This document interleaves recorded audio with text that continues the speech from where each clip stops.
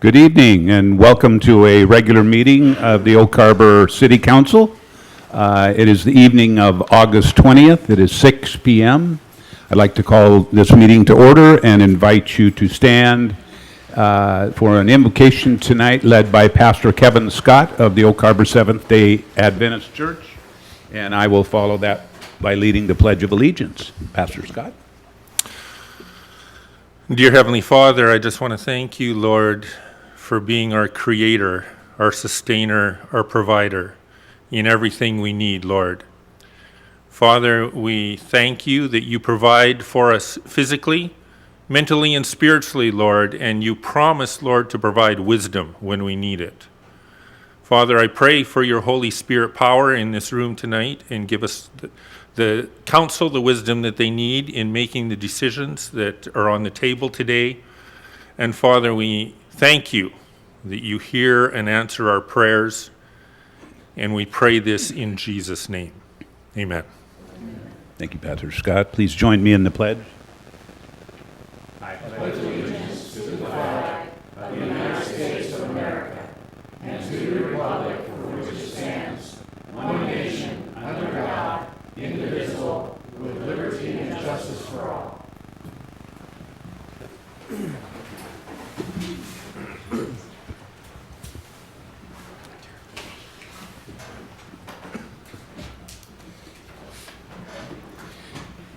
Okay, we have our full council here, and I'd like to move forward with approval of the agenda. If there's no changes, okay, it'll be approved as presented. There is no consent agenda tonight to approve, so we'll get right on to section number 3, which is mayor, council, and staff comments, and I do not have any comments tonight other than to welcome you again. So, council, any comments? We're moving quickly tonight. No council comments. Okay, city administrator. Yes, Mr. Oborn. Just want to call your attention to the upcoming important meeting, council meeting states. Our irregular meeting is the Monday, September 16th, joint meeting, workshop with the Council and Plan Commission. And we do have a typo in there. Appreciate the catch there for the Wednesday. That'll be September 25th, will be the regular 5 p.m. workshop meeting. So any questions? All right, that concludes my comments. Okay.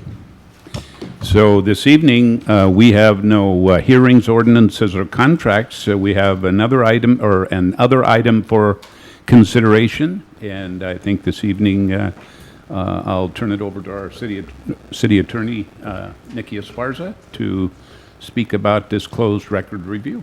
Please. Thank you, Mayor. As you're aware, this agenda item is a closed record review and decision. Council will review the record generated up to and including the hearing examiner's decision, and will discuss and debate and deliberate without additional input by the public or the parties. No new evidence or testimony or argument will be permitted. Prior to engaging in the appearance of fairness colloquy with you all, the mayor has asked me to address a concern that was raised on Facebook regarding the mayor's ability to veto any action taken this evening. So for clarification, the mayor is not able to veto any action taken this evening, as this does not involve any ordinances. So with that, we'll move into the appearance of fairness colloquy. Council Rule 19 requires that members of this body determine prior to the staff presentation whether, because of an appearance of fairness doctrine, he or she will have to recuse themselves from sitting on the matter. So in light of this requirement, I will ask you all some questions before we begin. Does any member of this council have knowledge of or have conducted business with either the proponents or the opponents of the Lehigh project?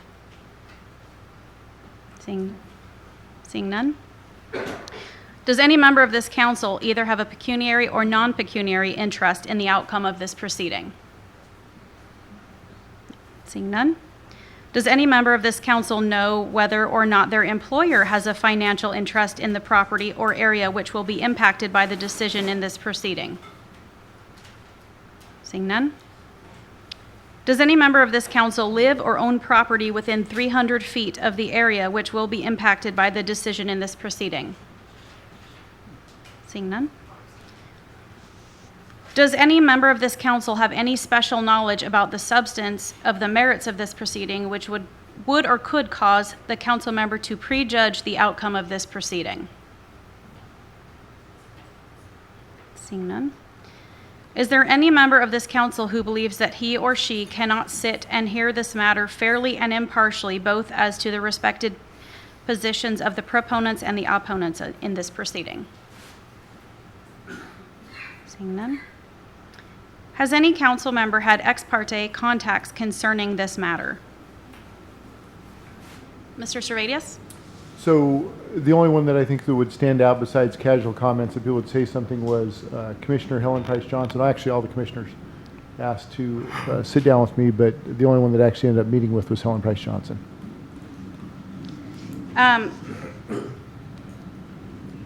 Does anyone in the audience want to respond to Mr. Servatius's disclosure? Seeing none. Has any other member of council had any ex parte contacts? Mr. Wiesner? Yes, I did have a meeting with one of the proponents of Bill Massey. I requested a meeting with me. This was early on in the stages. He didn't disclose any information that's not included in the package we have before us. I also have received 3 emails from constituents after the closed record review. I did open those emails. I've not responded to them. There's nothing included in any of them that is not an argument or an issue that has been brought up in the closed record review. Does any member of the audience wish to raise any concerns or make any comments about Mr. Wiesner's disclosures? Seeing none. Ms. Munns? I too was approached by Commissioner Janet St. Clair after a meeting of the Island Transit Board, and she just was asking some comments, and I just made it short, and I said, as long as the project follows all of our code, it will go through. She looked at me and said, code? You guys have code? And I went, yes, and I walked away. So I did not sit down and have a long conversation with her. I also sent 2 emails to Mr. Powers. One was in November and one was in May, asking questions, concerns that I had or questions that people had asked me. And I also left him a voicemail. I was upset after getting a lot of calls, and that probably wasn't the most professional, but I think I'm inclined to be able to judge fairly on this. I have some more questions to ask, but yes.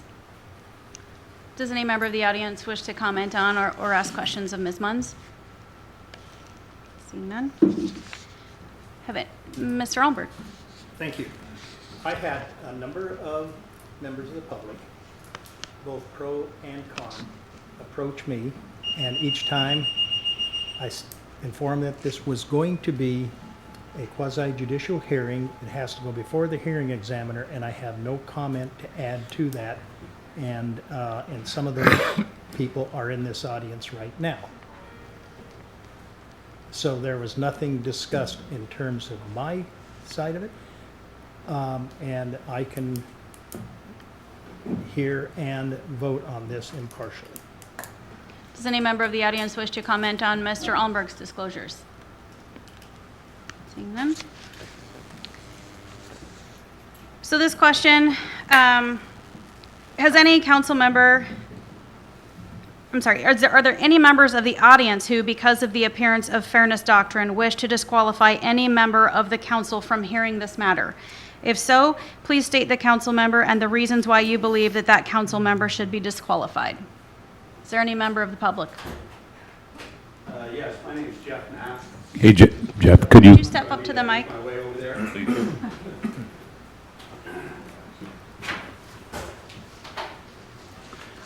Jeff Mack, 1421 Southwest Barlow Street, Oak Harbor. I have a conflict here, or would be a potential conflict, with Councilman Allenberg. Past employee, possible partnership, possible shared funds from the sale of the property. I'm not sure, but I think it's coincidental. And my conflict would be Mr. Allenberg possibly abstain from the voting on this particular issue. That's it. Thank you. Councilmember Allenberg, did you in any way profit from the sale of the property? Mr. Mack is completely incorrect. I have no interest in this property. I do not partner with anybody. I don't have any relationship with anybody. I don't gain anything by doing this. I did work with one of the owners of the property 25 years ago, but I have no financial or friendship relationship with that person relative to this property. And I decline to recuse myself for that reason. Thank you, Mr. Allenberg. Does any other member of the audience wish to challenge any of the other council members hearing this matter? Seeing none.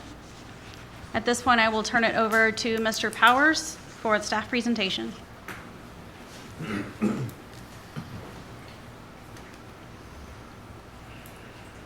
Mayor, members of the council, Steve Powers, Director of Development Services. My role this evening will be to walk you through a relatively brief PowerPoint that is intended to provide you an overview of the process that was utilized to review the project, as well as to provide you some information relative to the chronology of the review. So, as has been stated, the purpose of this evening is to conduct the closed record review of the hearing examiner's recommendation of approval for the Pioneer Way housing project proposed by Low Income Housing Institute, or commonly known as LEHI. As you've undoubtedly already learned, this is in fact a closed record review. You're going to look at the record generated up to and including the hearing examiner's recommendation. As you heard Mrs. Sparza say earlier, you have an opportunity to debate, discuss, and deliberate without any additional input from the public or from the parties involved. And no new evidence, testimony, documents, or argument is to be permitted. So some basic information for you that you've already gleaned, I'm sure, from your packet, but it seemed a decent place to start this sort of overview presentation. Information relative to the applicant and to the property. I won't go through this bullet point by bullet point for you because I'm pretty sure you're familiar with it. Project information itself: 51 residential units, approximately 1,000 square feet of commercial space, 77 parking spaces, and then associated building, site, and landscape improvements, which were documented in the applicant's submittals and as part of the hearing examiner's record. To be clear, the applications under review are a site plan application, site plan 18-11, a boundary line adjustment, BLA 18-040, a landscape plan, PLN 18-25, and transportation concurrency, TRC 18-19. Associated with this project, but not part of the closed record review, is the SEPA review. That was a SEPA environmental checklist with the application number shown on the screen. Per our code and state law, it was processed concurrently, and that process was successfully completed in terms of a determination being issued with no appeals being filed. Speaking of process, the applicable review procedures come to us through these three chapters of our municipal code. First one is 1820, which covers the permit process in general. The second one is 1840, which is the chapter that describes the hearing examiner's authority and the role that he plays in this process in combination with chapter 1820. And then 1948 is the chapter that outlines the site plan review procedures and processes that staff administers as we go through this process. The staff report to the hearing examiner details our analysis of the project's consistency with the appropriate regulations and standards. And then the hearing examiner recommendation provides his findings of fact, conclusions of law, and recommendation. And of course, that was in your packet. The review process, I think this might bear just a little bit of conversation or information for the council. Under our code, The vast majority of site plans are processed as a Type 2 application. It's an administrative review. In fact, the code says that unless otherwise directed, the approval of a site plan shall be through that administrative process. However, there are some provisions by which it becomes a Type 4 process that requires the hearing examiner to conduct a hearing, make a recommendation to the council, and you to do the closed record review. And one of those is that section on the screen there, 1948-0403A, which allows the director to require a hearing if he determines that based on departmental comments or public input, there are significant unresolved concerns that were raised by the proposal.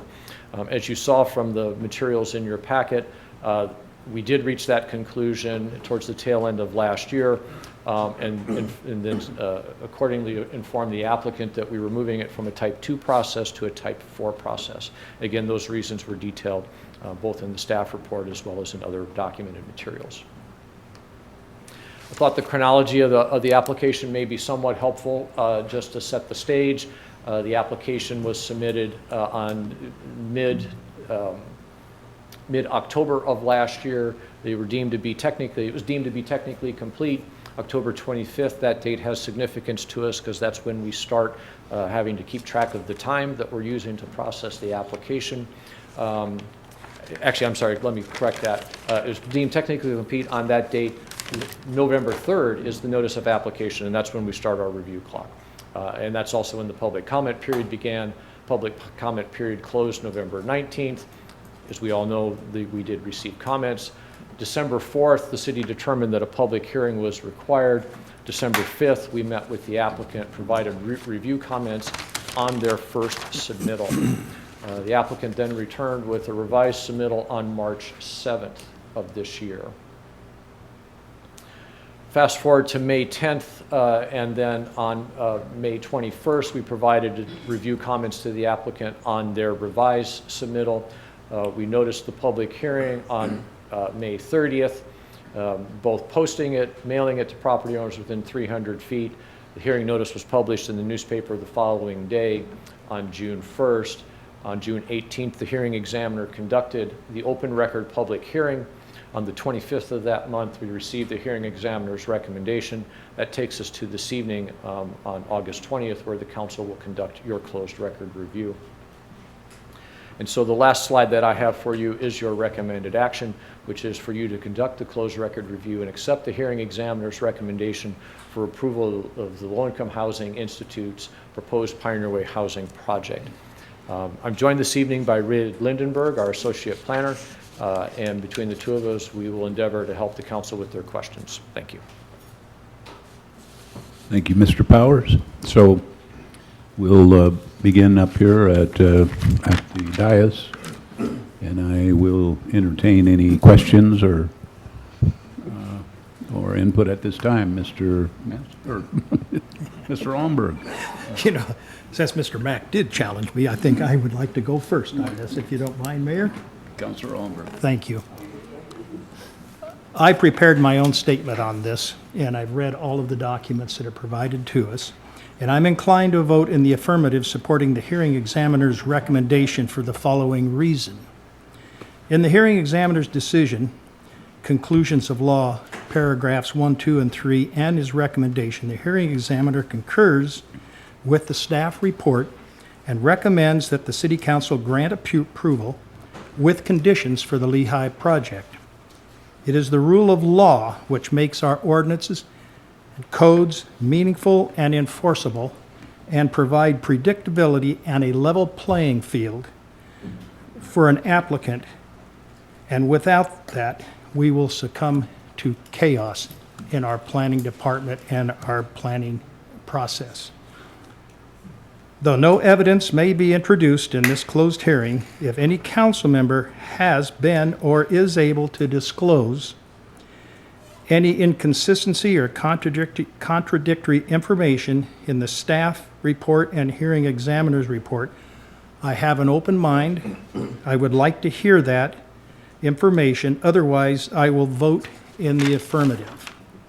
The rule of law in this case provides for an appeals process for all parties who wish to challenge the hearing examiner's decision or the council's decision. Thank you. Councilor Servadius. Thank you. In the old days, we used to have to go down the row whether you wanted it or not. It was like, don't. First basic question, Mr. Powers. Something I guess I should have asked you, but this is as good a form as any. When it goes from a type 2 to a type 4 process, and as I read the 20-page hearing examiner's report, I was kind of intrigued that he basically would concurred with all of the staff recommendations. Is it normal to make recommendations, or do we let that process go through completely unbiased and neutral with the subject questions at hand and let that process sorted out rather than making recommendations and then having him or her rule on that? A good question, Mr. Servadius. First, let me just note that in my time here, this is the first application that we've had that's had to move from a type 2 to a type 4. So I can't tell you that this is a norm or a usual occurrence. Secondly, though, to answer more specifically your question, our code requires that staff make a recommendation to the hearing examiner. And so we fulfilled our obligation under the code by putting forth to him what our recommendation was. He's under no obligation to accept it. He can either come to a different conclusion after he's reviewed the application and done his own analysis, or he could accept it in part. He could vary the conditions of approval, add them, eliminate them. So while we're required to make a recommendation to him, he's under no obligation to accept it. Okay, thank you. I too have prepared some remarks and notes to keep me on track, but I may have other comments as my peers comment. At this time, I am not inclined and am not going to be voting to approve this project. And I want to be perfectly clear up front that as far as affordable housing goes, I very much believe in that. I've been beating the drum for housing on all levels for the last several years. Housing at all levels. But for me, I want to specifically go through why this project as it's presented does not meet my approval. From its inception, it appears that the project has worked very hard to circumvent the basic premise of the central business district, and that is requiring commercial properties on Pioneer Way and then residential above if you so chose. It's the central business district, it's not the central residential district, so the primary purpose to me should be commerce. The application states that this is a mixed-use project, an application. Yet in several instances and references by the hearing examiner, by staff, and by the applicant and follow-on questions and stuff that we've received, it's referred to as primarily a residential project. So for me, that has always been a concern. In essence, what I feel has happened is the applicant has taken 3 viable, fairly equally sized commercial lots and turned that into a singularly residential project with essentially a token, if you will, of retail space that hopefully satisfies the bare bones requirements depending on how you interpret our code. We went from 3 commercial lots down to 1, and that's been that way from inception. I'm baffled. I'm probably a little bit disturbed. I don't know what the aversion is to providing commercial on Pioneer Way. I do remember at that initial, I forget the date, the community meeting were at the senior center, and I believe she's here, and if I pronounce her name wrong, I apologize, but Mrs. Amundon actually commented that they have a very hard time filling the commercial spaces in their buildings. And she was later questioned on that, but I've never gotten clarification as to why they can't fill the commercial space. On page 507, I think we all have the same packet, but if you take a look at page 507, it shows a retail establishment that could possibly fit on that new lot that was created on Pioneer. If it was ever built on that space, I'm just trying to envision what that would look like. It would block all of the windows in the first and probably the second floor of the applicant's property. Anyone looking out of their bedroom window, mere feet away, there would have to be another wall. And that just, it doesn't make sense. And I have zero, when you look at the grade and everything else, I just have zero confidence that that lot would ever be developed. So why was it created? Well, I feel it was created to take advantage of what might possibly be a loophole. I don't know. If you take a look, and I'll pause, if you would please, the rendering on page 516, just to further touch on this point. there's a rendering on page 516 that shows what the building would look like with the retail space. And just imagine directly to the west of that, so if you're looking at the right, how do you put a building there that could be, is it in the CBD, Mr. Powers, 35 feet or 45 feet? What's our height restriction? Mr. Servadius, it is 35, 45, and 55, Okay. all within the CBD, depending on a variety of factors. All right, so we'll stick with the minimum at 35 feet if you envision what that looks like on page 516 there. I can't imagine trying to look out of a window and look at the back of a building, and yet, in theory, we've created a viable commercial lot. If you then look at page 525, another shot of that same new lot that was created, and I know it was expanded by a couple of feet since that picture in the packet was taken. It went from 5 feet, I think, to 8.5 feet. But when you look at that picture on the right-hand most picture on page 525, does that look like a viable lot? And then if we did develop that, or someone develops that in the future, where is the parking for that business and the residents that would possibly live above it? And these are just, this is the primary, I guess, thing that's really been an issue for me is the manipulation of those lots to create essentially an unusable lot for anything but landscaping. The hearings examiner actually typed, one man's manipulation is another's flexibility. And unfortunately, I'm not sure exactly what he intended by that, but unfortunately I feel that the applicant has manipulated our code from the onset to rob this district of its primary purpose, which is commerce. There was a quote, I think we all received, the emails are in the packets, but there was a quote that was in one of the emails that really succinctly summed up my assessment of the project. It said, the City of Oak Harbor Municipal Code and design guidelines clearly allow for subjectivity and interpretation. It is the responsibility of city officials, administration, and staff to ensure that these ordinances are not manipulated to the benefit of one party, thus allowing interpretation to trump spirit and precedent. And when I consider the spirit of our law, the precedent that's been set down there, once again, at this time, I can't approve it. There might be a property that's better suited. If the applicant's primary goal is building residential spaces, but for me, if you bring this back as a true mixed-use development with commercial along Pioneer Way, then I'm probably inclined to support it. Thank you. Point of order, point of order. Yes. This is a closed hearing, and comments from the public, clapping, comments, anything We would is prefer not permitted. Prefer no clapping, that's true. Councillor Wiesner. Thank you.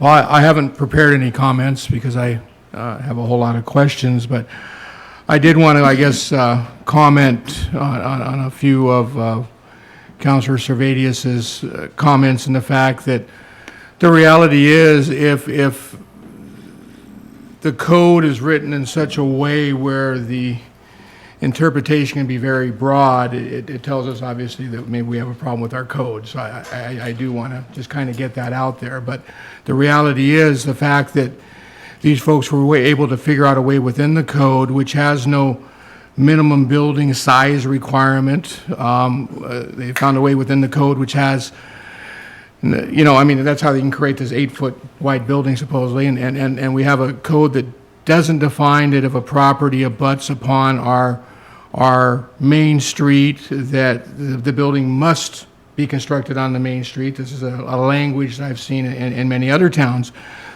The reality is, in those areas, it appears as though they've been able to work within the code, and thus here we find ourselves with, you know, a legal decision or a legal comment from the hearing examiner involving, you know, his interpretation of that and how that fits into the code.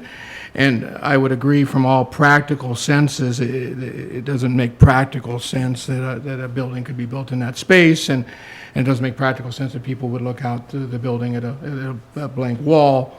So there's a lot of things that don't make practical sense. With that said, I'd like to add on to Councillor Almberg's comments that absolutely this is a project that we need in town because of the fact that we need affordable housing. And there are people working in this town that this project would greatly benefit.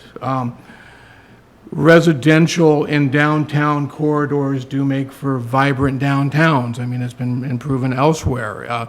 That's part of the reason I feel as though the mixed use was written into our code. We talk about specifically mixed use and bringing people downtown. So from that point, I absolutely agree with you, Mr. Holmberg, that we've got a legal interpretation of the regulations and the codes that we have, that we're dealing with, that were written long before us, that had certain intentions, and by law, they've interpreted those to line up with this project, and these folks have done a real good job of taking our codes, and if you want to use manipulation, that's fine. If you want to use massaging, I mean, there's all sorts of words you could use. They've massaged the codes and worked a project that appears to meet some of the codes that we've got, that we would probably all agree as people, just from a practical standpoint, probably just don't make sense, right?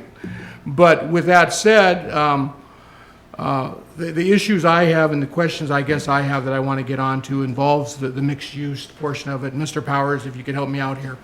How many feet is the entire project as far as living square feet, not including any underground parking or any of that? Ask Mr. Lindenberg for that help, because he was the one who did the actual project review. Thank you.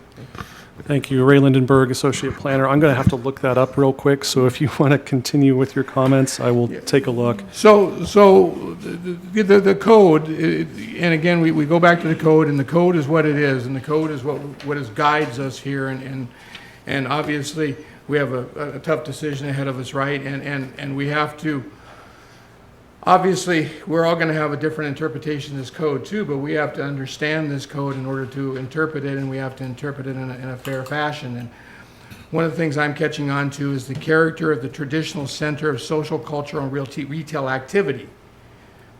Mixed-use developments combining retail and visitor-oriented activity.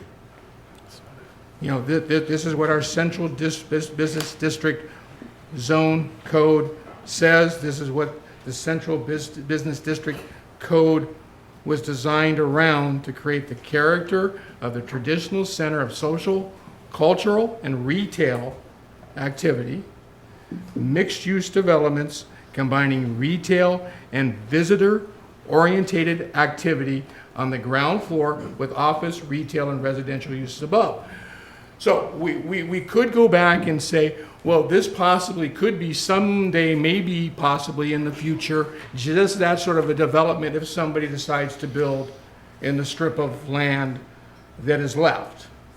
But I guess my question is, at what percentage do we start saying we're mixed use? I mean, is mixed use 1%? You know, and again, I refer to the code, right? Because this is what we're tasked to understanding people that this is not our full-time jobs, but we're doing the best we can, understanding these codes that were written long before us and trying to interpret them.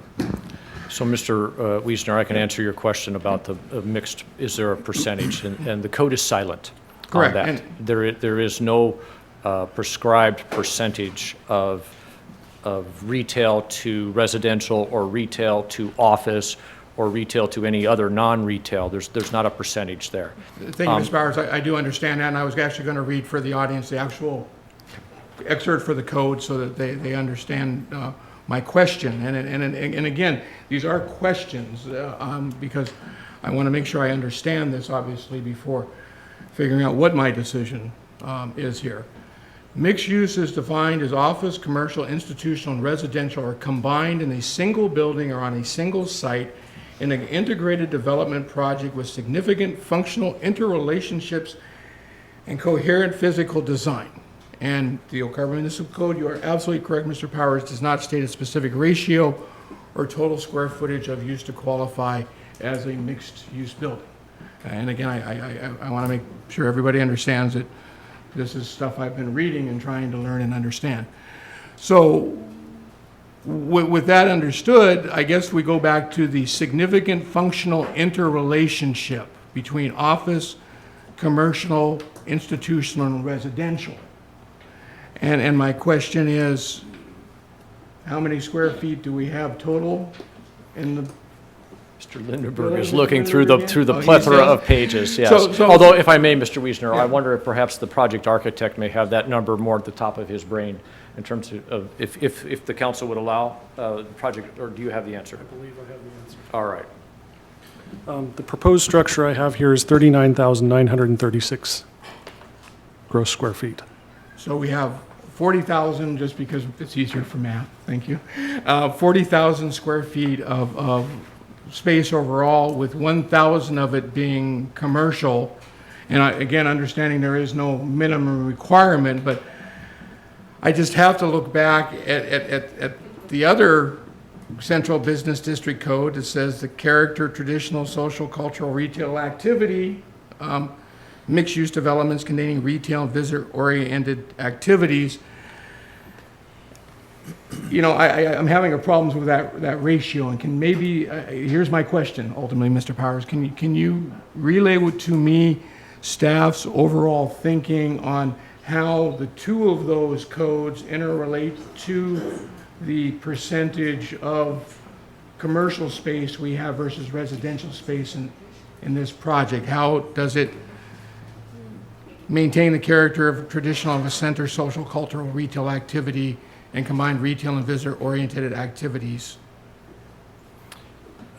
Yes, I will do my best to answer that for Thank you. you. So I believe I believe you're reading from the purpose and intent statement, which is to set the stage for what the city is trying to achieve in the Central Business District zoning district. Similar language will be found in the comprehensive plan. While that may set the tone, we have to look at the density provisions itself within that district, as well as the definitions, which you've read some of, to determine whether a project is consistent with the density provisions and all of the other applicable standards that we evaluate a project against, including all of the site plan review standards that are found in Chapter 1948. So, given that the definition of mixed use does not specifically establish that there has to be X percentage of one versus Y percentage of another, we look to the balance of that definition, which talks about integrating those uses either in a single building or on a single site.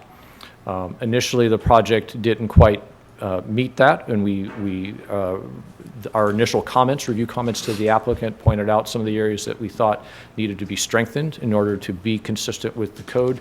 They returned with a revised design that did strengthen it by providing not only a better connection between the retail space on Pioneer to the building behind, the one that is predominantly with the residential units, but then also by incorporating retail space within that building on the ground floor that faces to the Bayshore side. So they've checked off both of those boxes, if you will, by integrating two separate buildings through a cohesive design, and then also integrating the retail space on the lower level of that larger building. And absent a numerical standard that we needed to try to measure something against, like a building height or something, number of parking spaces, it was our determination that they were meeting the code. So, and that's based upon, again, interpretation of the code, because there is a missing number, and because of the missing digit, it's a matter of, I mean, what are we gauging that by? Practicality? I'm just... So I think what you're asking is, how do we come to that conclusion when there's no objective standard for us to measure against? Thank you, Mr. Powers, for rephrasing that. The answer may sound subjective, but we don't believe that it is. It's our responsibility to look at the words on the page and come to a conclusion as to whether or not the project is meeting that definition. Now, if we didn't have a definition at all, our job would even be more difficult than what it was.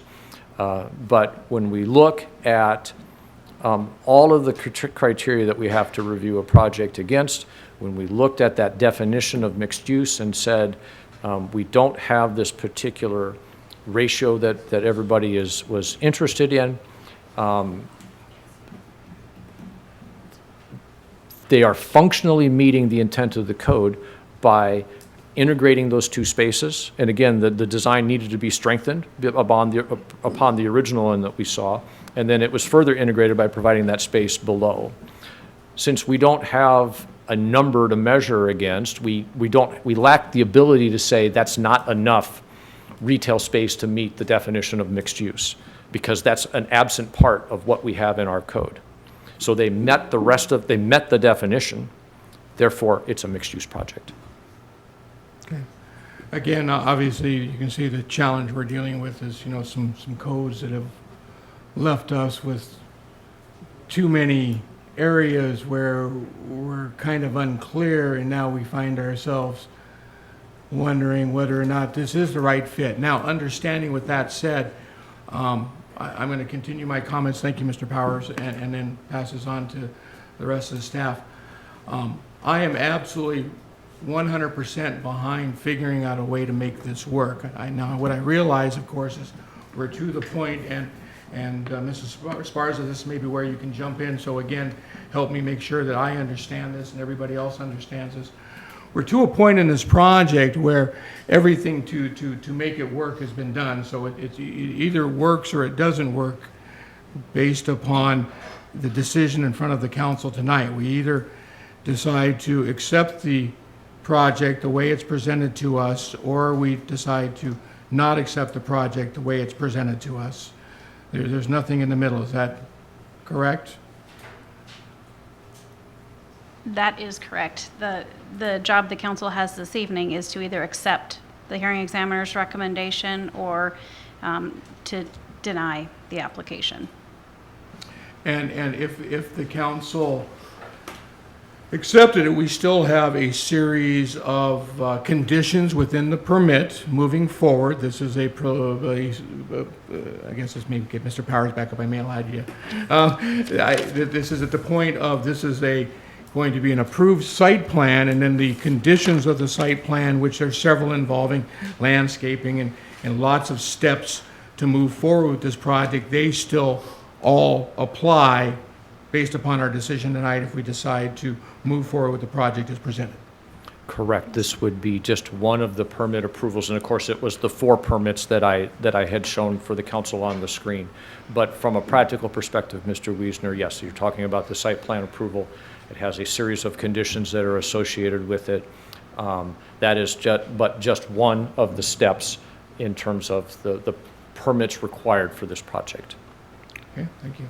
And I guess the last one for you, Mrs. Sparza, if we decide to vote against the project, then obviously just like if we decide to approve the project, everybody has a right to appeal if that's the direction they want to go to move forward. Yes, sir. Okay, thank you.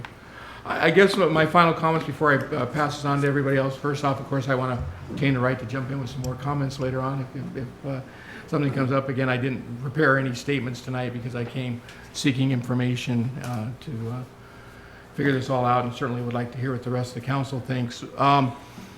The fact that this housing project, I guess I want to be clear from my statement, this is speaking for me. The fact that this housing project, whether it be a housing project for working families or whether it be a housing project that's a high-rise condominium, makes absolutely no difference to me other than the fact that the town does need affordable housing. It's a subject we've talked about for 2.5 years now. I was actually at the first meeting with Sharon Lee. It was actually an affordable housing task force meeting in which the county had asked her to come make a presentation about the work that Lehigh does. It's my understanding that this project came to fruition out of introductions at that meeting, and I'm happy to say that the housing task force and the efforts that they put forth have resulted obviously in bringing a project to town, which is part of the discussions that were taking place at that task force. That it's not going to build itself. We have to figure out a way to get it here, and once it comes here, we have to figure out a way to make it work. So that's how I feel about the project. I just have to figure out now, right, whether for me that this is what works. And hopefully you all understand it's a decision I carry pretty heavily. So I don't want to affect the families that could benefit from this, but I also want to protect our downtown. Okay? So just bear with us. We got a lot more questions, I think, to ask. I think we're going to be here for a little bit tonight discussing this and deliberating it. But those are my comments, and pass. Thank you. Councillor Wassinger. Thank you, Mayor. I have a question for Nikki before I start. I received an email that the city has retained a lawyer, outside attorney that I believe is here to help navigate this process if future needs. My question is, regardless of the outcome, are we as council members in any have any potential of being held personally liable for any decisions that we make? So typically, I don't like to speak about risks on the record. That's not generally my practice. And it's actually not something I can answer for you at this time. We've had communications about this earlier, and at this stage in the game, it's hard for me to answer that. Mm-hmm. So, sorry. So there's not a state law or a code that has any guidance at all that you, I mean, there's really no way to answer that. So there, I mean, I understand anybody can do anything and at any time. I understand what you're asking me. I'm just hesitant to put on the record what you're asking me. Mm-hmm. So as we've talked about before, there isn't legislative immunity when it comes to actions taken by the council in a quasi-judicial proceeding. And so if there... Can you repeat that slowly for me again one more time? Legislative immunity does not exist when you are deciding a quasi-judicial matter and determining the individual rights of a property owner. So if there's a violation of their due process rights, then there is potential for personal liability on the part of the council members. You can understand that I have hesitance regarding that. I have 2 small children at home. I have a business that I own. I have employees. I have a life. I'm not a lawyer and I'm not a judge. That's not what my education and background is in. So you are asking us to interpret our codes. If I'm understanding this properly, you're asking us to interpret our codes and how it applies to this project, and to make a decision if it fits, if it's following our code. The problem is there are gray areas in here. We have conflicting parts where I can read, and then that doesn't. There's not a concrete answer for other parts.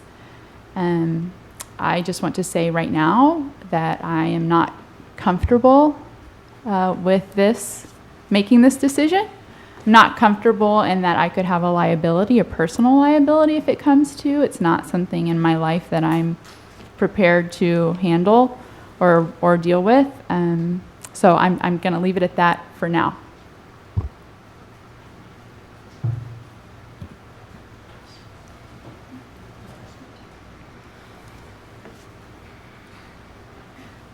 Councillor Larson. Thank you, Mayor. I'm not any of those things either, a lawyer or a judge or an expert in this field. However, we have a full hearing examiner packet that's 1,144 pages that I read, the hearing examiner decision, which is another 27 pages. We have Oak Harbor Municipal Code. I don't even know how many pages that is, but I've dug deeply into that. I've spent time in the early stages of this with our city staff, who are also experts in this field. And this is a quasi-judicial matter, exactly, which means we have to rely on findings of fact and conclusions of law. Let me read you a couple of things that apply to that. The hearing examiner for the city of Oak Harbor, which is one of the reasons we did this, was because we needed some expert opinions on how to interpret this and a way to move forward, adopted the recommendations of the Oak Harbor Development Services and recommends the City Council grant approval for the requested construction. Overall, the hearing examiner concludes that the proposal is consistent with the comprehensive plan, the design regulation and guidelines document, and the applicable zoning regulations. There are conditions of approval. There are 8 of them, as a matter of fact. The first proposal that was made, I probably would not have voted for. We might not have gotten to this point. There's a significant difference in what was originally proposed, what our city sent back and said, this is what we cannot accept, this is what we need you to do in order to be considered for approval, and it was done exhaustively.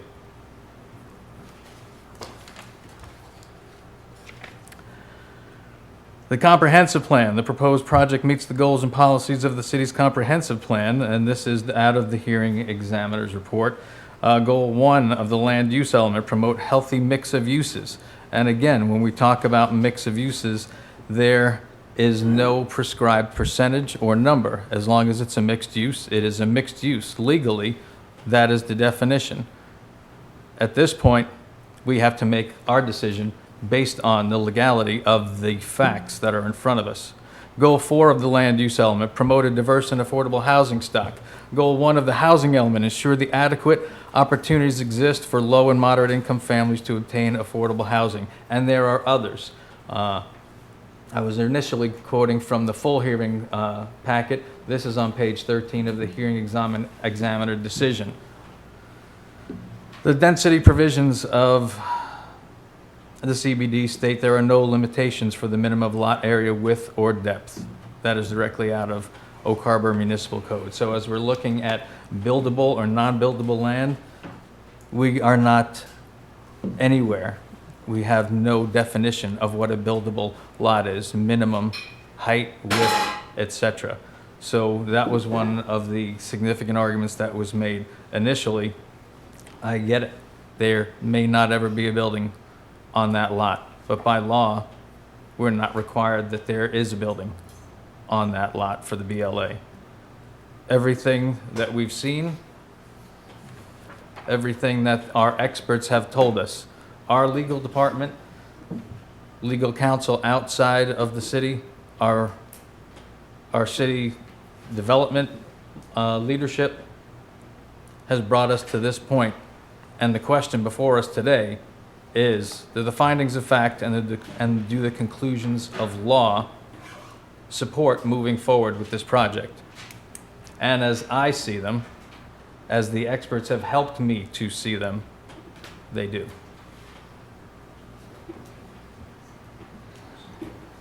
Yes. Yes, Councilor, yes, I'm sorry. Thank you, Mayor. Thank you, Mr. Larson. That was succinct and to the point, as always. The findings of fact and conclusions of law, end quote, is the thing to keep in mind tonight. It's not a matter of aesthetics or whether or not we like something or agree with something. There's lots of instances where we up here have to make decisions that we personally are not fond of, but which legally we can't defend. I'm curious, even though the hearing examiner provided a quote recommendation, is there any precedent for defying the hearing examiner's recommendation? Is that something you or Mr. Powers can answer? The only example I can think of is when Walmart wanted to come to town and council caved to public pressure and said no and got sued. And if you look up the road, you see who won that fight. So if all the legal experts are telling us something fits, then that needs to be the decision. That's my understanding. So just a point of clarification, the Walmart situation was addressed at a time when the city did not utilize a hearing examiner process. So I don't know that that's a fair measuring stick for the council to use. Most of the hearing examiner's work is in a different type of application for the city, ones in which by our code he has the authority to make the final decision. Mm-hmm. There have been just a couple of other types of permit decisions that have come to the council in terms of a recommendation. And to the best of my ability and my memory, the council has accepted those recommendations each time from the hearing examiner. Okay, that's what I found as well. I went back years and years and years to every hearing examiner recommendation I could find and could not find a precedent for council basically ruling against that recommendation, coming from a legal expert. So, I mean, yeah, in terms of common sense and or logic and or future possible buildable lots or aesthetics or preferences, it's findings of fact and conclusions of law, which have been pretty clearly delineated for us. I did have a brief conversation with Mr. Powers about the fact that our code, does have some holes in it in terms of no density requirement, no minimum lot size, no ratio in terms of mixed use, and I asked him about the possibility of instituting a moratorium on development until we could look at our code and find some of those loopholes and see if we can't tighten that up to reflect what we want our downtown to look like. And it's my understanding that something like that is already on staff in the Planning Commission's radar. Can you? We are already working on the beginning process of working on a central business district code review, because that request also came to us from Main Street as part of some work that they were doing. Staff is not working on anything related to a moratorium. Right, sorry, I should have been clear. The moratorium was what I had suggested, but the code review is already being considered, and that would have been the intent. So I definitely think that this is one of those opportunities that we have to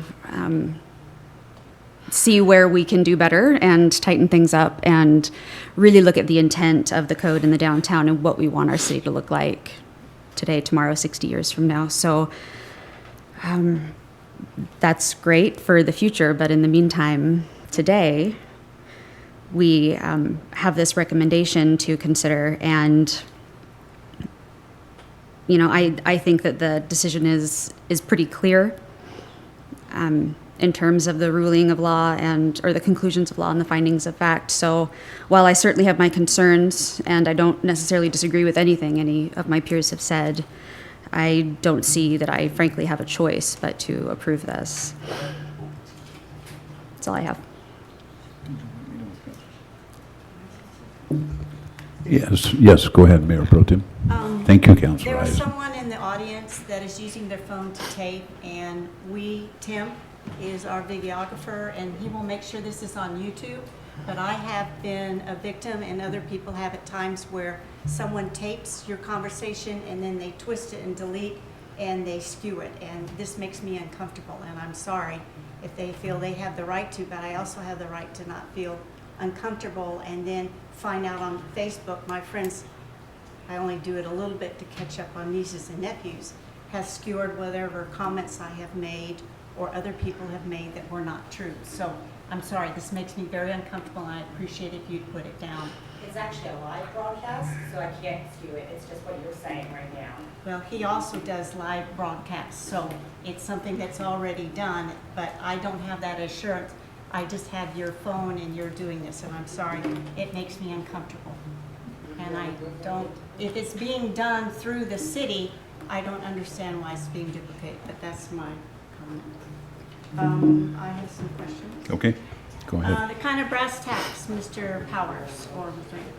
So usually when a plot comes to us through past review things, there is something said about a traffic study, and there were a lot of questions about traffic and how it's going to be taken care of. We've already heard about the crosswalk. Our engineer explained that, and that was a good explanation on why it's going to be where it is on that street and stuff. But sometimes traffic studies are done a time before, like the park was open, and now that the park is open and you have that corner where they're coming out of this parking lot, they're coming out of the Wells Fargo parking lot, they're coming out of this housing, and they're coming around the street. And there's a lot of concern, but I didn't see any mention of a traffic study, and usually that's one of the primary things that has to be done before something is approved, and I didn't see that. So did I just miss it somehow, some way, in the 1,100 or whatever pages that there is? First of all, the 1,140 some odd pages, we recognize that that was a great size document for the council, and we wished it could have been smaller for you. But yes, there was a traffic report, a traffic study. It was reviewed by our engineering staff. Jim Bridges, our city engineer, is here, and he could help you with any specific questions. But there was one, and as you saw, one of the conditions of approval is that they have to have their transportation concurrency approved prior to the issuance of building permits. That's our code language, and what that really is saying to us is that we've conducted that review to determine whether or not the trips generated by this project will, in layman's terms, overload any one particular intersection or segment of our roadways. And your professional staff's conclusion is no, it will not. But I don't want to get too far into the engineering field, so if you have specific questions, I know that Mr. Bridges is here to help us with those. Mr. Bridges, was this done before the park opened up with all those extra parking lots, and now we're doing one small entrance into this housing? So you've got Coochie Agency with their entrance, you've got this right next door, then you've got the strip mall that's in there, you've got two large condo buildings, you've got the ball fields, you've got Key Bank. I mean, it'd be great if we had a roundabout in there, but we don't. And so I know when I go there, I specifically slow way down because I don't know where these people are coming from and how long they've been waiting, and some of them just dart out. So, but there was a lot of concern from the public, and I get those calls, so I'd like to know, was it done before the park opened or after, or when was that done, please, sir? Yes, the traffic study was submitted to the city in July of 2018. It was supplemented later with a site distance analysis report that was submitted to us on March 4th of 2019 this year. So it was done before the opening of the park, if that answers your question. Okay, I'm just trying to follow up on a lot of questions that we get, and this was a real concern, and anybody who drives through there, you can see. I mean, there's one driveway here, and one here, and one here, and one here, and they're like almost touching, and so, okay. The other thing, I see the SEPA and stuff, is it was mentioned in the audio of the Mr. Powers of the thing that where this retail space that's going to be on Pioneer Way, that they weren't going to dig down because just in case they might disturb if it was an oil heating. You know, we found, I think, 7 on Pioneer Way, and fortunately none of them had leaked. But will they be required to do testing to be sure that the one oil container that was used for heating or collecting from the garage, that it hasn't seeped through and it is contaminated? Will they do some kind of soil sampling before they start on that building to be sure it's okay? All I heard it was referred to, well, that's kind of like a fragile egg and we're not going to disturb it, so we don't know. And that kind of bothered me a little bit when I was listening to the testimony, when I know that I see what did at Bird Fork. I mean, they're constantly doing new tests there and stuff.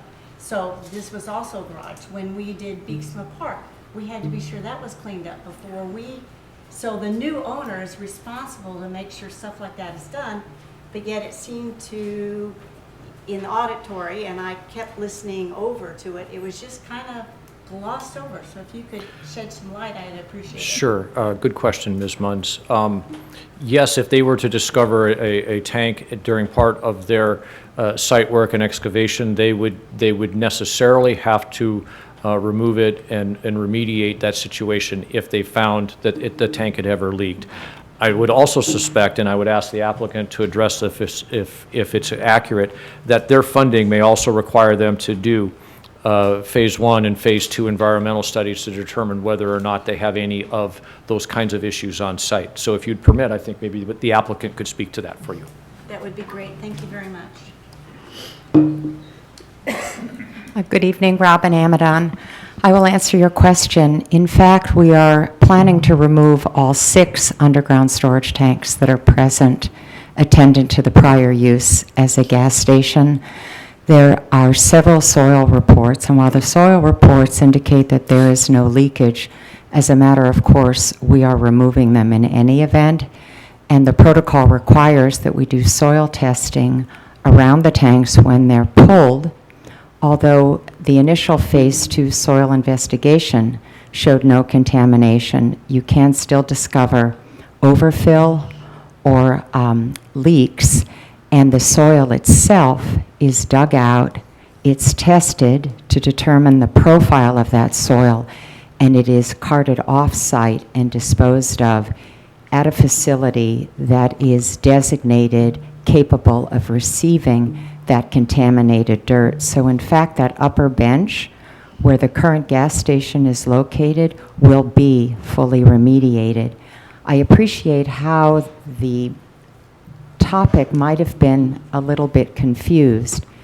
It wasn't our concern about fragility of the gas station area, because that's already been disturbed when they initially in the 1940s put in the underground tanks.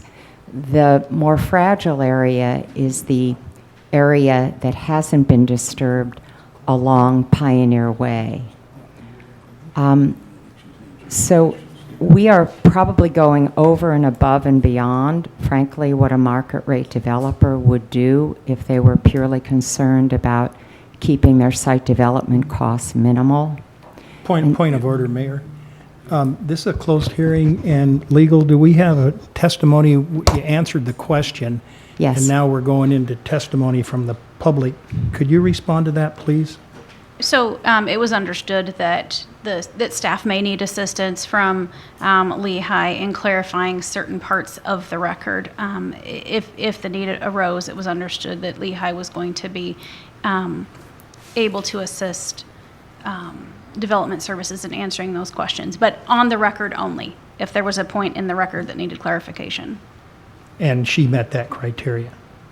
Okay. She was answering a question I certainly about it. didn't mean to cut her off or No. be rude. I just didn't want to cross that line. Yes, it is absolutely a closed record review, and the only permissible responses would be those that assist in clarifying what is in the record if staff needs assistance in clarifying. Okay. Thank you very much. Mr. Powers, are you looking something up on that? I was just, Okay, in case that's there was a follow-on question, I was just trying to anticipate and be prepared.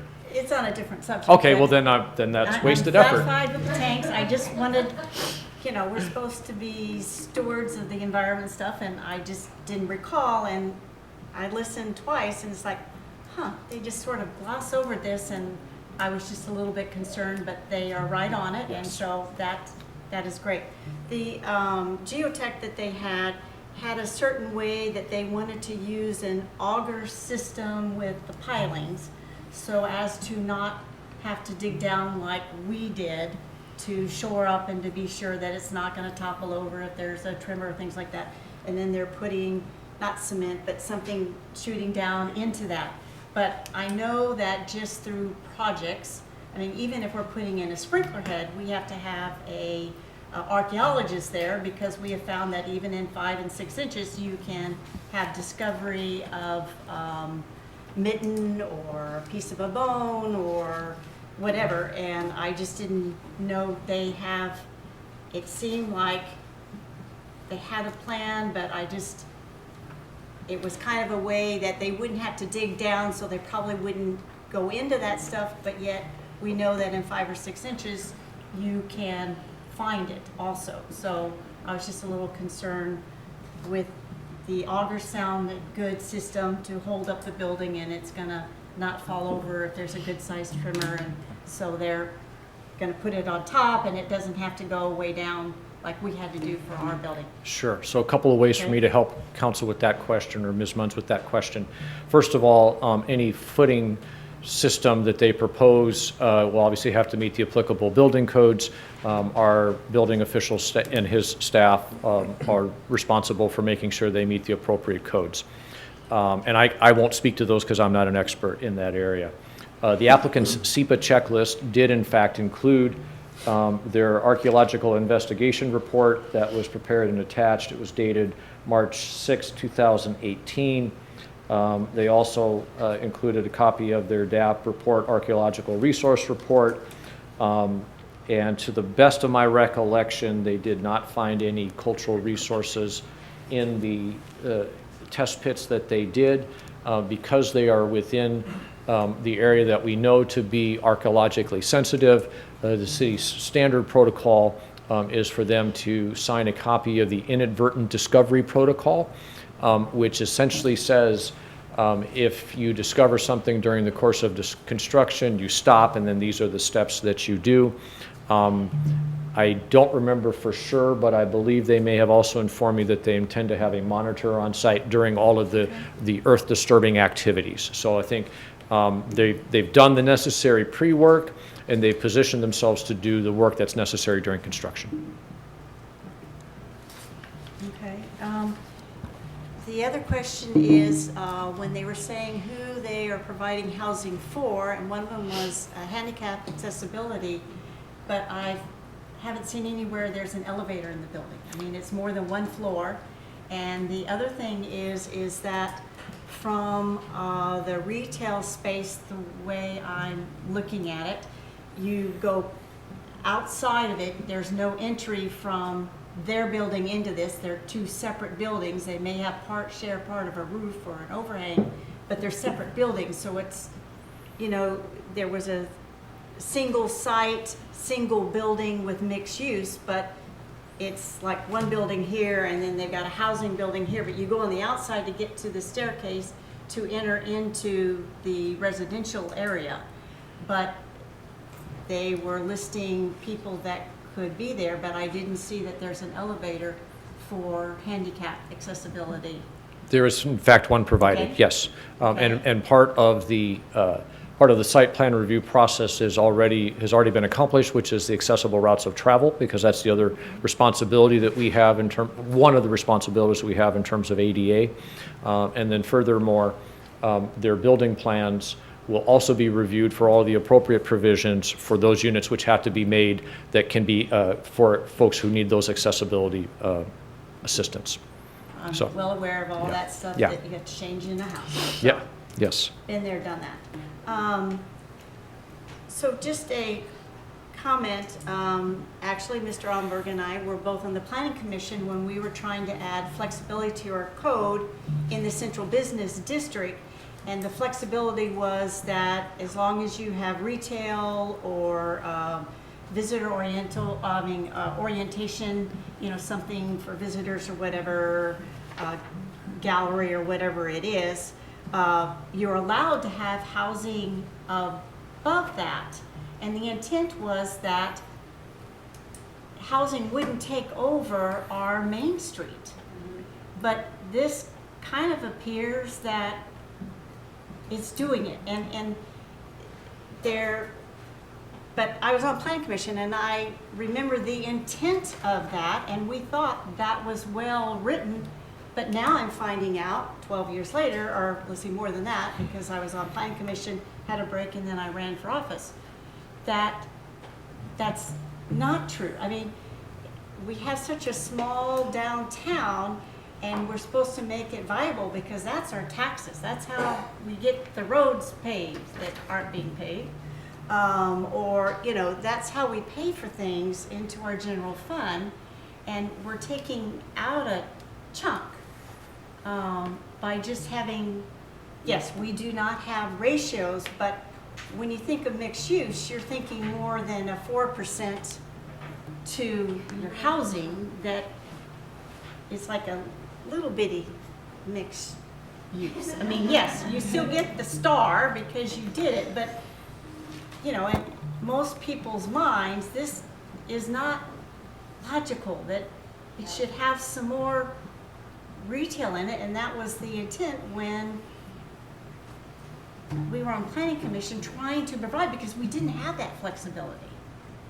And so now it seems like it's just being, I just want to be sure it's always fair for whoever applies, whoever wants to build, that we're following the same pages. And this just seems a little bit obscure. So I would like some explanation. I understand there's not a thing, and checking the box is misuse, but a logical thinking, this is barely mixed use. And so I'm just having I'm having trouble with that. And this central business district is supposed to be our economic engine for the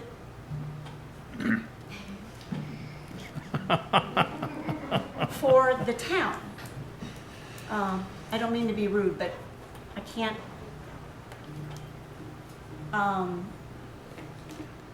And we were trying to be very flexible back then and innovative. And this, I don't know, it just seems that it's gotten twisted. So if you could shed some more light on it, I would. But it's like your staff's opinion, and yet I've been working a long time. I mean, almost 12 years, and I'm very diligent, and I read things, and I participate in things, and I'm involved in the community. And you know, I say a little prayer. God, don't let this be my decision. What is best for the community? I mean, I've got a town that I'm supposed to be taking care of, and there's a whole lot of people with a whole lot of different needs, and I'm really seriously trying to fit all the pieces together so that it's always fair. So I'm not sure what question I'm answering, Mrs. Munns.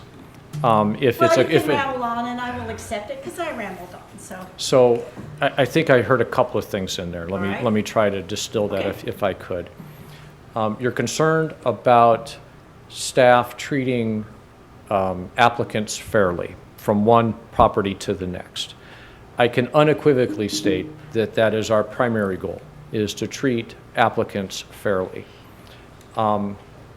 It is true to say that different properties, the same code applied to different properties may yield a slightly different answer.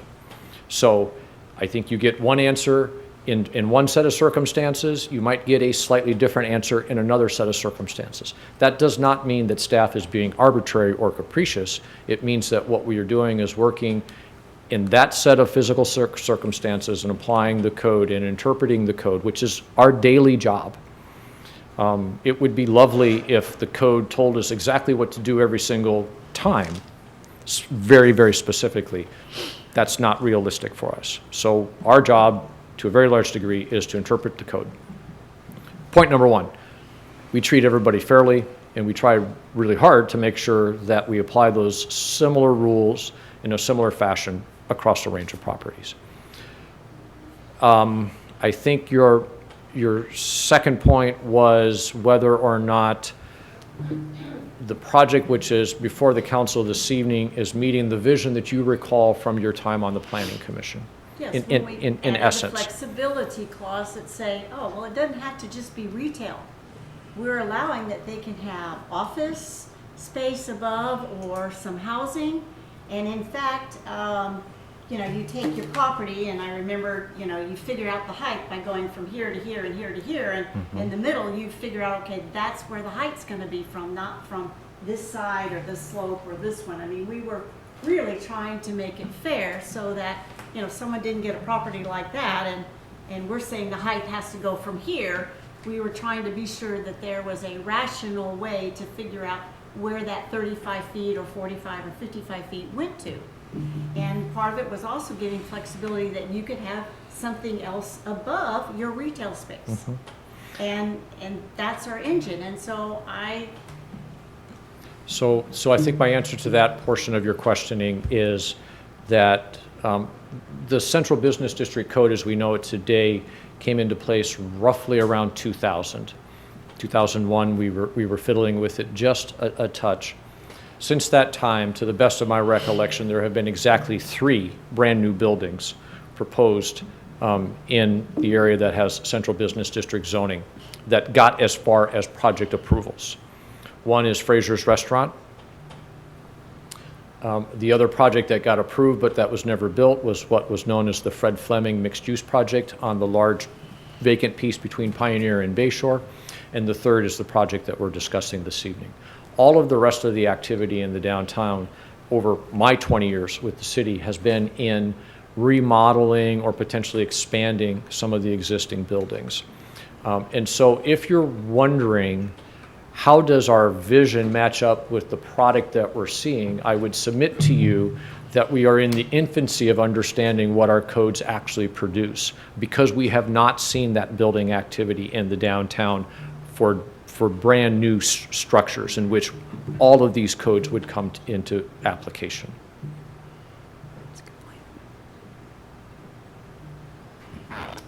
Okay,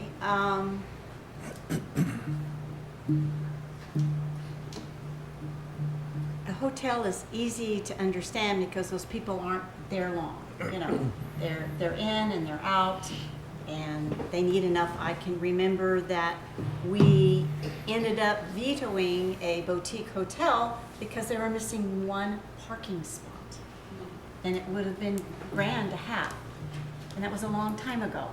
And I remember asking questions, do we have enough parking? Yes, but then it ended up at planning, or the development services canceled it because they were missing one parking spot. So the whole project went down the drain.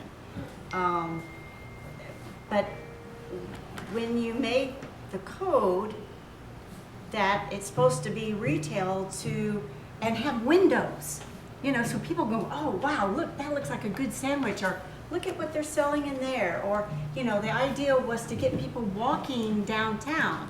But if it's all residential, then they're not really walking. I mean, they're going in and they're living there, or they leave and they either go to a job, or they might walk down to the coffee shop, or they might go into Way Jose, or, you know, whatever. I'm having a little trouble with the central business district. I know mixed use, okay, they got that little check in the box, but 4,000 square feet to 1,000 in retail just doesn't seem practical. So It's a check in the box, and legally, yes, but as was the hearing examiner, what is one man's not is another man's flexibility, but it could be reversed too. So it's still, there's an interpretation in there, an opinion, and not necessarily, I don't see it as facts of law. I'm trying to, but I've heard you say, well, our opinion is, and someone else, and so it's that gray area. I also, thought the hearing examiner would have gone through with some of the comments and said, no, this comment isn't good because of this in the law, or this. I guess he doesn't have to, but I assume that he would have looked at some of the stuff, other things that other people had that had to do with the building, not what type of project, but how the building was going to fit, and this kind of thing. And there wasn't. He just said, staff, if there's any problem, and staff said no, and he goes, okay. I believe, Ms. So- Munns, he said that he reviewed all of the public comment. I think that's in his report to the council. Right. And so I have no ability to take that other than at face value, right? And that's all I have too. I just thought he would have made a few comments, because there was some good information that has been given through some people in their thing. So I'm just trying to put all of the pieces together and how it fits, and how it fits where it's going to go, and how it's going to affect our town. It's very innovative. It's got some real different things, and I'm out of the box type of person, as you know, on a lot of things. I am so glad that we've redone some of the critical area stuff that may be more expensive for someone, but they've got choices. And this offers some of that, but there's just some issues that I'm concerned with, and So I would love to. haven't seen all the answer. If I come up with a better question to ask you to narrow it down, I will. I'll let someone else talk. Thank you. I think Councillor everybody's had Councillor Umber. to go around on this thing. Just briefly here, I have a question for Ms. Sparza. You know, it's been a while since I've been in our code regarding the time that we're required to respond to an applicant's application. Is it 120 days? Yes, sir. And how many days do we have left to We be don't. responsive? So we're at the deadline. Okay. I've been in used to sit on that side of the aisle, and from what I have read and understand about this hearing examiner's decision and the staff recommendation, I would not want to be the one having to defend the city's position if we deny this. I've been on that side of the table where an application was in the process of being arbitrarily declined when the city attorney and the city planner stepped in and brought the council to their senses. And if we don't have time left, we really don't have a lot of choice unless we want to have a challenge on this, which I do not want to see. I share much of the opinions, like my colleague and good friend Joel. Much of the thought is subjective, it's not legal. And as much as I have subjective thoughts about this also, both pro and con, I'm still bound by the rule of law. If we don't like the law, we change the law. If the applicant is vested, they are vested at the time that of the existing law. That's where we are right now. So this is fish or cut bait time right now for us. Thank you. Councillor Servadius. Thank you. Mr. Powers. In the recommendations by the hearing examiner, let me back up here. I think it was number 6, but I want to be clear. Talks about a staircase off the east side of the building. Most of those are fairly straightforward.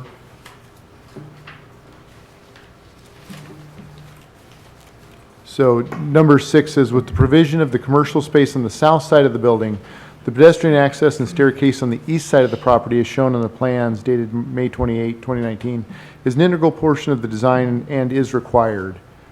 The final design of the stairs shall conform to the applicable building code regulations and will be approved as part of the civil site and building permits as appropriate. When I look at the only picture, I guess, of the site plan that I could see that made sense on page 380. So fast forwarding to that is what are we talking about? A stairway coming? It looks like there's something that comes out of the back and there's maybe a walkway or steps. Does that drop down into, looking where it's at, it's right into Hal Romaley Park? Is there an easement required then if that drops in there? It does not drop into Hal Romaley Park, but I think Ray can probably answer that question better for you, Mr. Servadius. The reason that we put that condition on there is because it was presented to staff from early on that there is going to be a pedestrian access from Pioneer Way down to the bottom. Access through Hal Romaley Park would need to be approved by the City Council in a separate action. But what they've done there is when they added in that commercial space down below, it made it kind of necessary for circulation on their own site to have that staircase to be able to go down to it.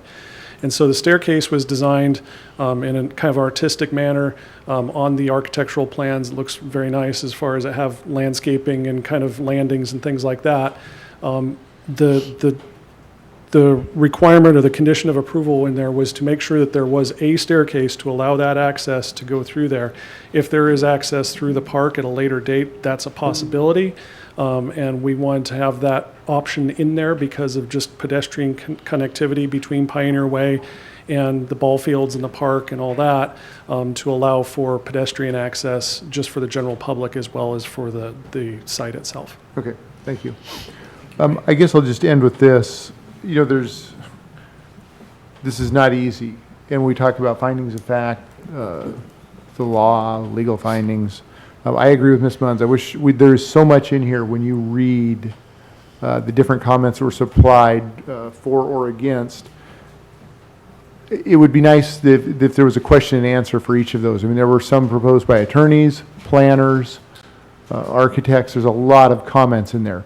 And yet, they weren't necessarily addressed, and especially by the hearings examiner. And so when we go through this, there's times when I think it's very clear what the answer is, and there's a lot of times where we've used the word subjective. Mr. Almberg just used it. There's very subjective, and it's not as quantifiable as we probably would like. And I think this is one of those instances where when you read things like does not appear to contradict or does not contradict, well, that doesn't mean it's absolutely a slam dunk and it makes perfect sense. And so for me, once again, maybe I oversimplified it, but I just come back to the fact that we went and, we've put, and once again, I think there's a tremendous need for this type of housing and this project. We've taken 3 commercial lots and distilled it down to, I won't say no, and I hope the word is not offensive, but a token retail space or 2, that we've just taken that off the parcels and the tax rolls, as Ms. Munns also pointed out.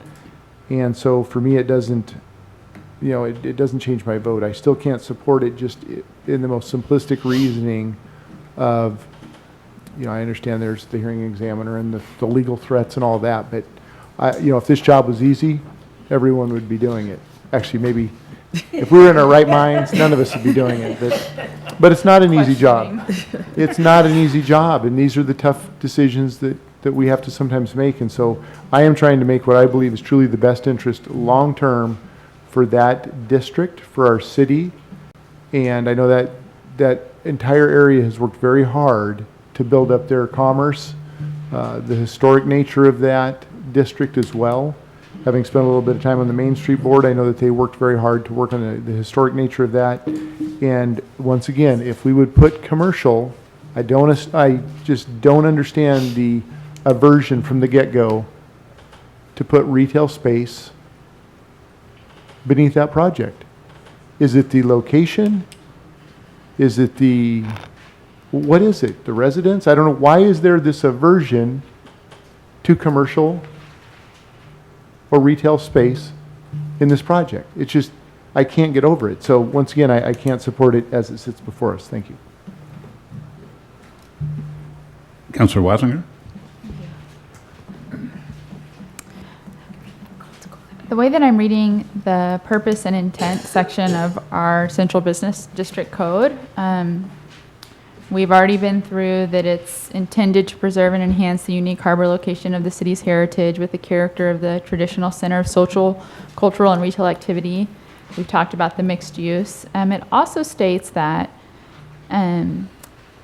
sub-districts CBD1 and CBD2 are created in order to provide for flexibility of residential development within specific areas of the Central Business District.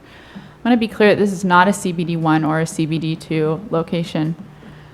It also goes on in the next section, 192305 and 45B, residential uses provided. It says, in sub-district CBD1 or CBD2, dwelling units may be the primary use of the site.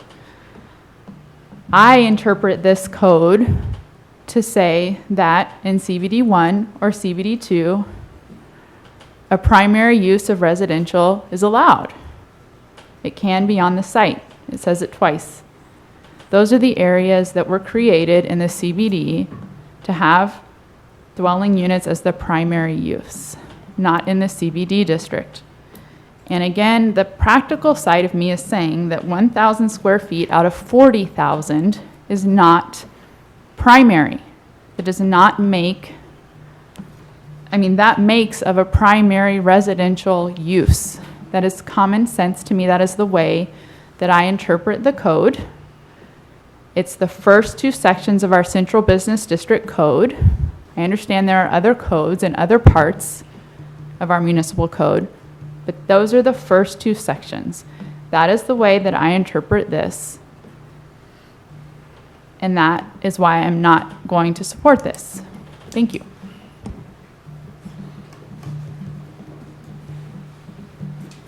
Mayor Pro Tem? Another nut and bolts thing. So on the landscaping plan, they talk about the location of the shore pines and the Gary Oaks pine in front of the building and blah, blah, blah. I'm a daughter of an architect, an FAIA architect, which is really hard to do. The first thing that goes in the project is the landscaping. Do we have any teeth to be sure they do what they do, other than giving them little notes or trying to find them to say, your trees aren't tall enough? That's a pretty good drop that they're going to be landscaping. Now, you can take a hose and you can water over it, but who's going to pick up the trash? Who's going to climb down the wall to pick up the trash that ends up there because that is not level on the street.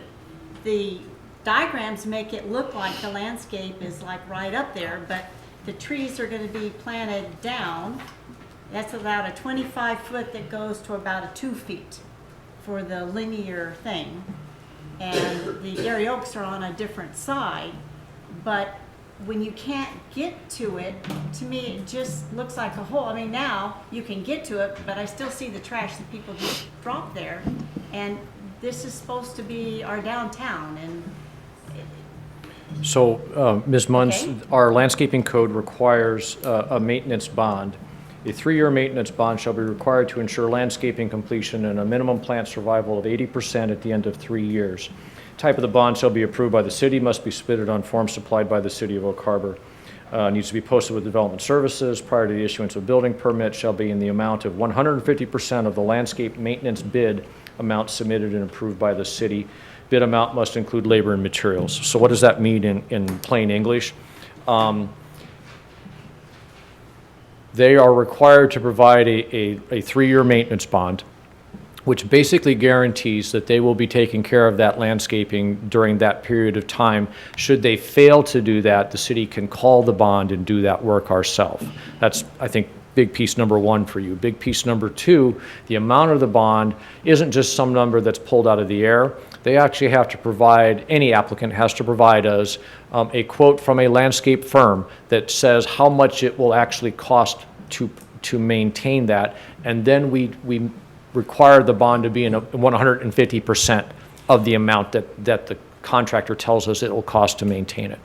So in terms of the maintenance side of things, our existing code covers that, and those are things that they're obligated to follow. The landscaping that's shown, as you saw, we had a condition of approval, I think it's number 4. Because of the significance of the landscaping to the overall design, the recommended condition of approval requires the applicant to provide basically mature landscaping at the onset of the project, because it's an important part of the concept that they presented to us in demonstrating their overall site plan. I realize that, but we've also seen a lot of projects where what they suddenly decide is significant is this big. And when you have 25 feet to go anyway on part of it, and you go down to 3 feet, the 3 feet isn't, And that's the reason the staff's... That is really expensive. And that's the reason that the staff recommended including that as a condition of approval, because you're correct. Sometimes we see pictures of things, and then we find out 9 months later, oh, the landscape firm doesn't have it, we can't get it from the nursery, can we use something smaller than that? And staff recognize that as an important design element for their project, hence the very specific condition of approval. Okay, thank you very much on that, for clearing that up.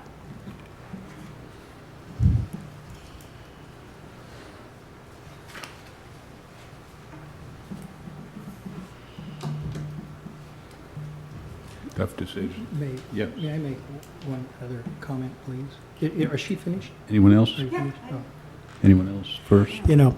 Councilor Allenberg, go ahead. On the street, I've heard, the positive things I've heard is to support low-income housing and veterans, disabled veterans housing, et cetera. My experience in doing tax-funded, tax credit projects and low-income housing for different agencies, they are well managed because there is a steep criteria for managing these facilities. They have to follow those guidelines to comply with the tax credit. The other thing is people have to have an income. They just can't walk in. We're not talking about people pushing shopping carts. We're talking about people who have an income, who need housing, and many of them who will probably occupy this are disabled veterans. And if you're against it because you don't want people of low income in your neighborhood or disabled veterans in there, then the next time you see a veteran and you say, "Thank you for your service," say...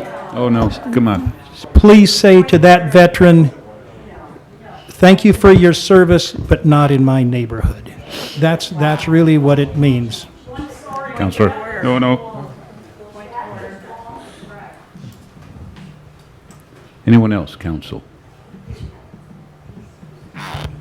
Yes, Counselor Wiesner. I guess I'm just going to comment again, 1.25%. And I guess this comment's meant for the folks from Lehigh, because, I know you guys have put a lot of work into this, and I know the architecture firm has worked trying to match finishes around town, and I do appreciate those efforts. I truly, truly do, and I truly do appreciate Lehigh coming to our community. I truly do. 1.25%, I guess, is the thing I'm having a tough time. That's the percentage of retail space that we're putting on our main downtown. And I'm looking at the legacy we're going to leave for our grandkids, that, is there ever going to be a building built in that space? And at the same time, I question myself, right? I question myself, is there any other project that would ever be built in that space? This is going to be the first new project we've had built in our downtown in a long time. But again, the 1.25%, that's what I'm having a tough time with. That's what, if it wasn't for that, I wouldn't be struggling. With that said, Councilor Larson is absolutely right. This has been vetted. It's been through several steps here. I think through this, many of us have gotten the understanding that there's some work to be done in our codes, and obviously we have had many comments with staff, and staff has reacted and is working on that, and I appreciate that. I still haven't decided. I got to tell you that right now. 1.25%. That's where I struggle. That's where I struggle. I feel as though we're robbing part of our downtown from the ability to maybe sometime find that right fit that would build there.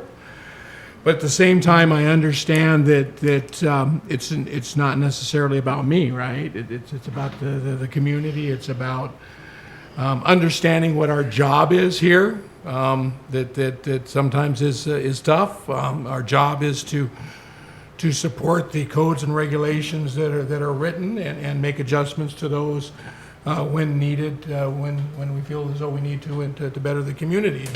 And right now, the codes that we have in front of us, based upon the legal fact from a person who lives and eats this, and again,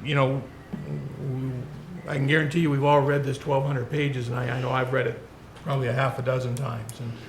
And my significant other asked me, what are you sitting in bed reading at night? And it's this project, because I want to understand it, and I want to understand how we got to this point where we can get away with 1.25% in a mixed-use designation.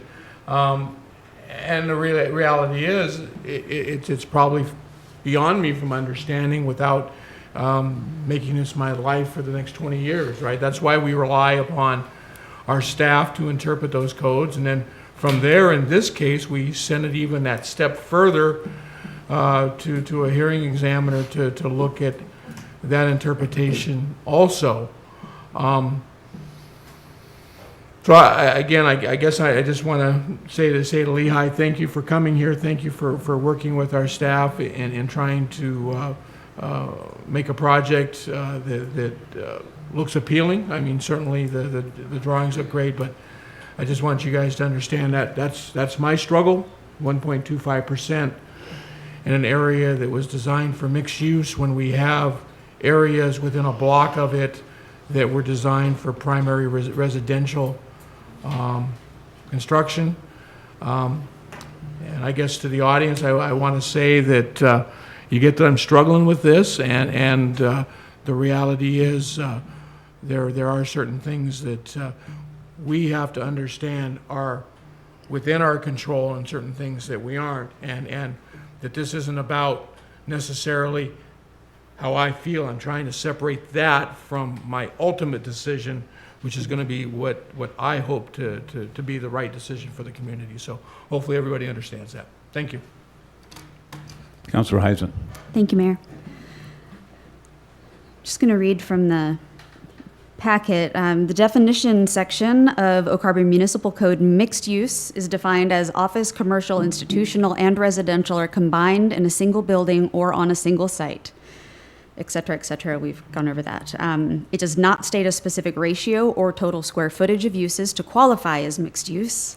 As shown in the application package, the design of the building is fundamentally integrated through its form and materials. Therefore, the building meets the code definition of mixed use. This is a quasi-judicial hearing. This is a legal decision. Sometimes legal decisions hinge on a technicality, and I think this is one of those situations. I mean, it either meets mixed use or it doesn't, and the way the code is written, it clearly does. I don't have to like it, but legally it meets the definition. So I think we have to go with the hearing examiner's recommendation on this. Call for the question.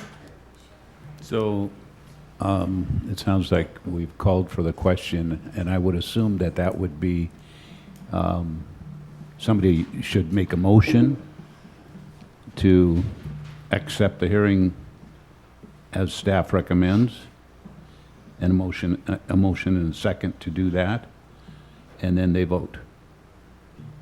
Okay, Councilor Alberg. Therefore, at your direction, I will make the motion for the recommended action, conduct the closed record review, and accept the hearing examiner's recommendation for approval of the Low Income Housing Institute, Lehigh, proposed Pioneer Way housing project. Second.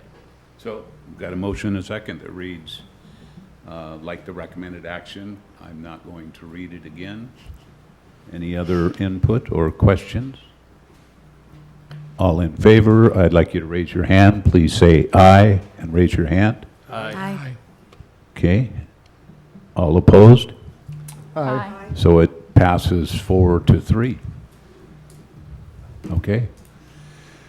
I want to end this by a couple of things, saying unbelievable amount of work, council. I can't thank you enough for the time that you put into this, the patience, I guess, that it took to get to this point. Potentially, it sounds like we're going to have a new a building coming our way, and I hope that. Hope you understand there are some concerns still, and still some hoops to go through, it sounds like. So anybody else have any input at this point? I guess seeing none, then we'll... Make a motion to adjourn. Okay, got a motion to adjourn. Second. All in favor, say aye. Aye. Any opposed? Okay, that passes unanimously.